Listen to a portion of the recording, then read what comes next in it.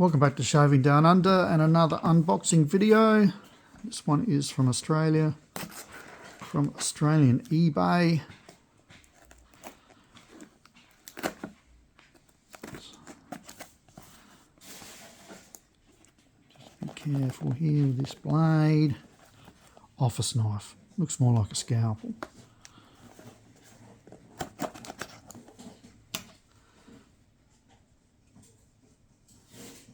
Gillette, best a man can get. And scalpels. Here we go.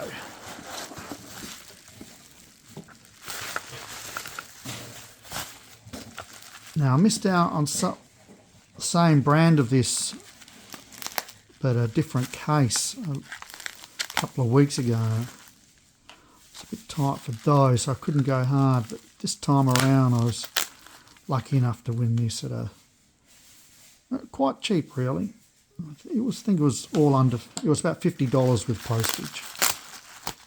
And I think I've bought one of these razors before, but not with the tin. This is in pretty good condition. A Best British Razor. Apparently they were made in Australia. Really nice presentation. Let's open her up. Up she comes. So there it is, sitting in there. Oh, there's a blade in there. Let's get rid of you, bad boy. Alright, so it is a Best British Razor blade, made in Sheffield. Maybe I'll keep the blade, maybe not, I don't know. Will it fit underneath there, out of the way? It does. It can stay there. So, nothing special with the handle. Let's have a look at the base plate. Nothing printed underneath.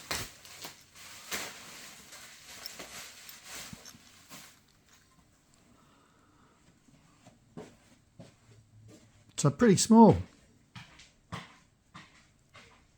I don't know what to think. It's almost like one of the Gillette lady razors. But I will shave with this in the near future. Strange handle, isn't it? But the weight is in the handle.